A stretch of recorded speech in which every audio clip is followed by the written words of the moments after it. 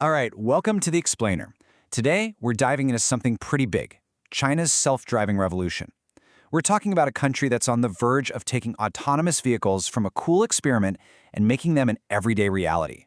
Let's get into it. So, where do we see this all kicking off? Well, it's happening right now, out on the streets. A huge race is heating up in cities like Shanghai and Changsha, and it's all about one thing, robotaxis. And leading the charge are two absolute tech giants going head-to-head. On one side, you've got Didi, the ride-hailing king, and they have this massive goal, 1 million robotaxis on the road by 2030. But, on the other side, the search engine giant Baidu is kind of a step ahead. They're not just doing trials anymore. They've actually opened their service up to the public. Anybody with their app can hail one in certain cities. So what are we actually talking about here technology-wise? I mean, what can these cars do? This isn't just some fancy cruise control, okay? We're talking about level 4 automation. That means the car is completely in control, but only within a specific mapped-out area. And yeah, there might be a safety driver sitting there, but they're not really supposed to be paying attention. The car is doing all the work. And to put that into perspective for you, let's just quickly run through the levels. Levels 0 to 2, that's basically driver assistance stuff a lot of us have in our cars already. Level 3 is when the car can drive itself, but you've got to be ready to jump back in at a moment's notice. But level 4, that's the big one. That's the sweet spot where the car is fully in charge within its own. And that is the battleground right now. As for level 5, the car driving anywhere, anytime, no driver needed ever, that's still the dream. We're not quite there yet.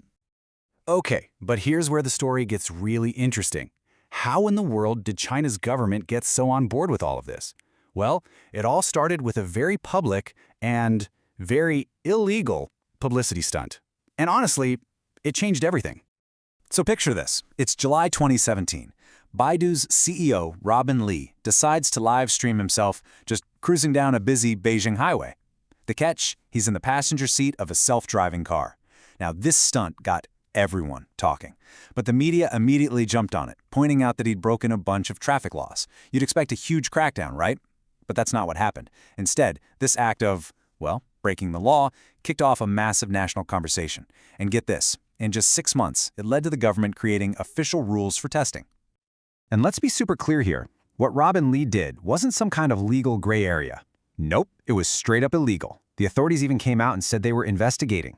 And it wasn't just about a bad lane change or something small. The entire act of having a self-driving car on a public road was forbidden. So after some back and forth, they came up with this really clever workaround. The authorities basically said, look, Robin Li was in the car, and he was instructing it, so he's the responsible driver. He ended up paying the fines himself, personally.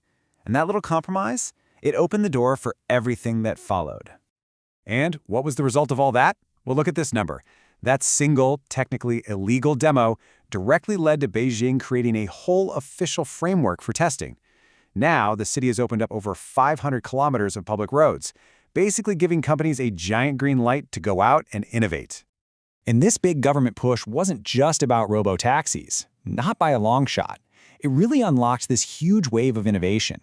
And now, we're seeing self-driving tech pop up in 7 totally different areas. Yeah, it's pretty wild. We're seeing a full-scale rollout across these 7 fields, and we've kind of ranked them here by how mature the tech is. It all starts with the simple stuff, like unmanned cleaning bots and logistics in factories. Then it moves up the ladder to delivery vehicles, robo-buses, and of course, the big prize, passenger cars for you and me. So the first place this tech really took hold was in unmanned cleaning. I mean, think of them as giant Roombas, but for airports, malls, or even the Beijing Olympic Park. It's the perfect use case, right? It's low risk, it's a controlled space, and they could just run them overnight when no one's around. But the innovation is also creating some totally new business ideas. Like, check this out. A company called Neolix made these little unmanned delivery vehicles that are basically moving vending machines. They just cruise around parks, and if you want a drink or a snack, you just wave it down. It'll stop for you. How cool is that? Then you've got robo-buses, which are solving that classic last-mile problem. You see, China's building these absolutely massive residential communities and tech campuses. I'm talking so big, it could take you 20 minutes just to walk from the front gate to your building. So what do? They're using these little driverless shuttles to zip people around inside these huge private properties. So you gotta ask, what's the secret sauce? How did China manage to go from one illegal demo to all this widespread deployment so incredibly fast? Well, it really comes down to three main things. First, you have that aggressive government support we talked about, the kind that turns an illegal demo into a green light. Second, the hardware costs have absolutely plummeted. And third, and this one is probably the most important of all, is the insane amount of real-world driving data they're collecting. Let's talk about those hardware costs. A huge piece of the puzzle has always been LiDAR. That's the laser sensor that acts as the car's eyes. For a long time, it was super expensive. But now, because of a big boom in domestic manufacturing, the price for these things has just crashed. We're talking 4 to 10 times cheaper than just a few years back. And that makes putting tons of these cars on the road actually affordable.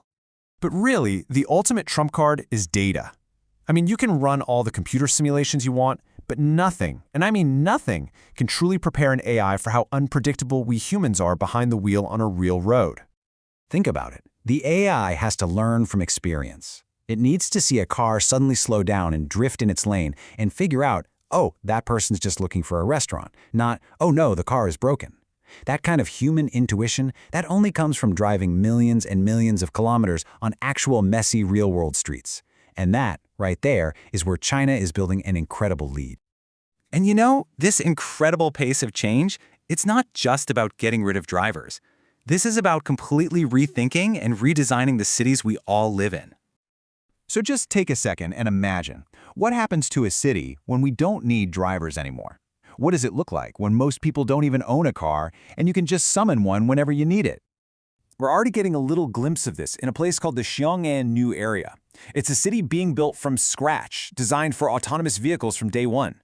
In a place like that, you don't really need traffic lights because all the cars are talking to each other, coordinating how to cross intersections.